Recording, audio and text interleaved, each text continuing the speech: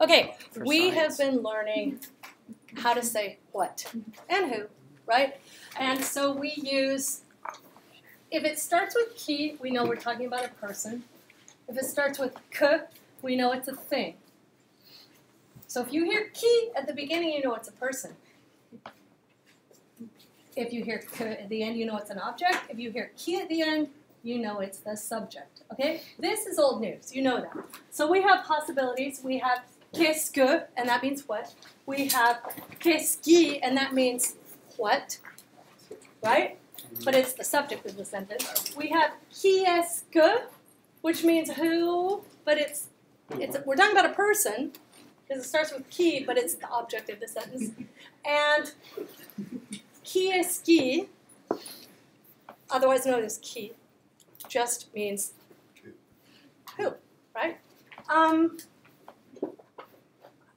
So let's look at the difference really fast between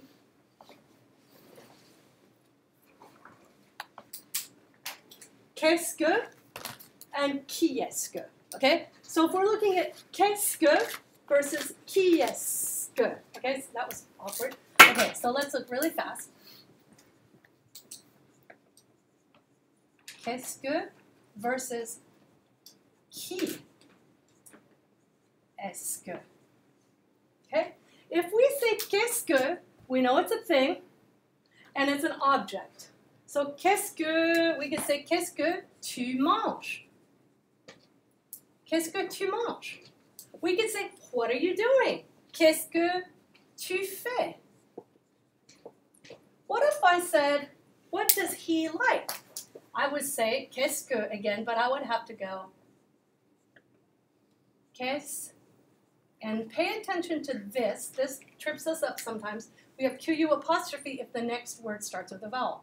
Qu'est-ce qu'il, what did it say? What does he like? Qu'est-ce qu'il aime? I need to buy him a birthday present. I don't know what to get. Qu'est-ce qu'il aime? Okay? Now we're going to look at that versus, do it in a different color, versus qui est-ce que. Now it starts with qui, so we know we're talking about a person. It starts with qui, it's going to be a person, but it ends in que, so it's the object. And no, I don't expect it, your brain is doing that in conversation. You're not going, oh, that's a subject, that's an object, and there's a person, there's an object. Oh, that's a person, that's a subject of the sentence.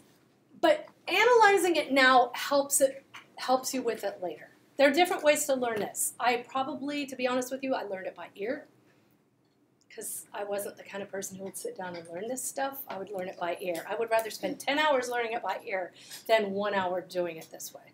But I hope you don't waste your time that way. Okay, so we have qui est-ce que. When would we use qui est-ce que? It's a person, but it's the object. Okay, well, you know what? You're having a birthday party.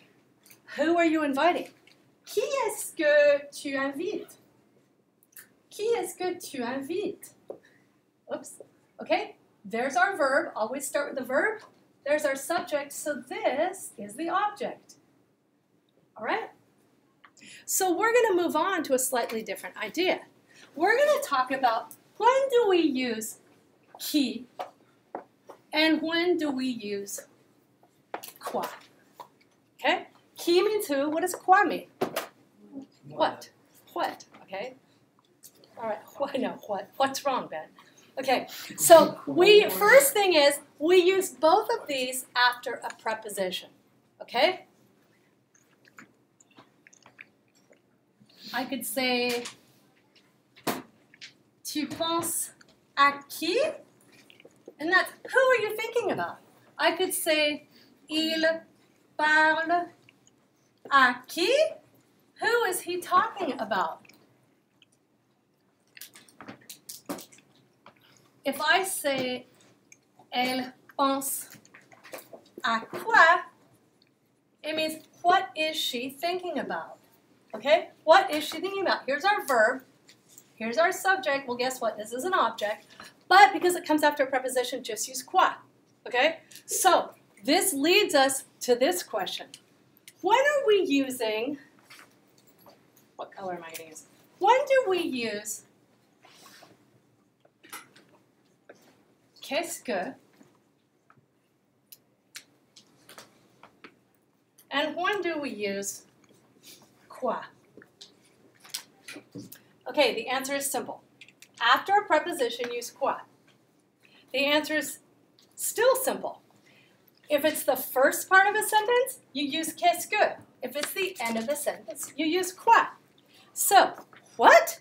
You're going to cut the cheese, Eli? What are you going to cut it with? Okay? So I could say,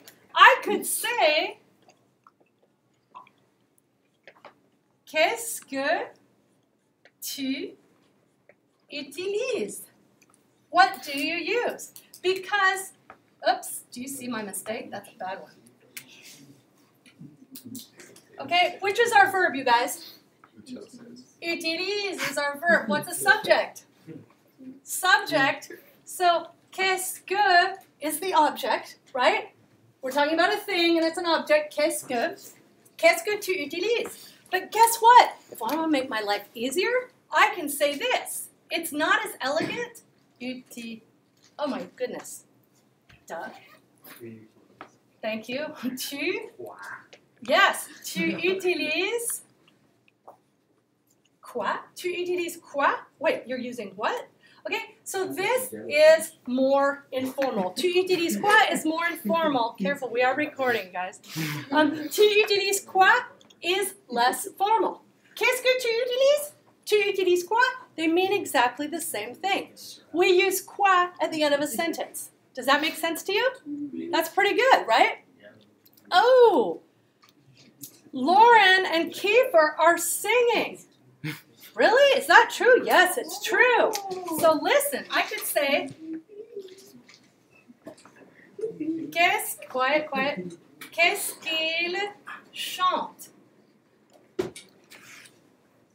Nice spelling. Qu'est-ce qu'il chante? Right? Where's our verb? Chante. What's our subject? So this here is the object. Notice it starts with il, starts with a vowel, so we had to change this que to just Q-U apostrophe. Okay? Qu'est-ce qu'il chante? Now, they're singing what? How would I say that? Il chante quoi? Exactement. Il chante quoi?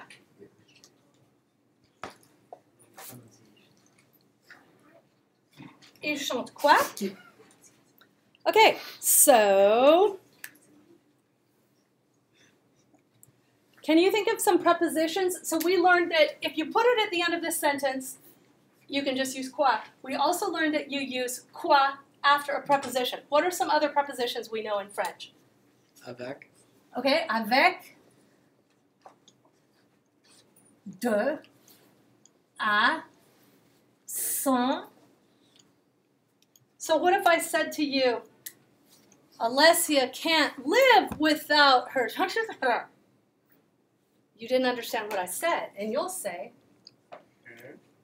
Alessia ne peut pas vivre sans quoi? Do you understand? Because we've used this preposition. Okay, so what did we just learn here right now? What did we learn about qui?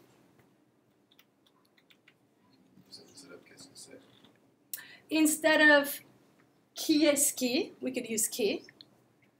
Qui means who. We use qui after a preposition. We use quoi after a preposition or at the end of a sentence. And quoi is always a thing and an object. Okay, the end. Hang on a minute, and I will. You guys are weird.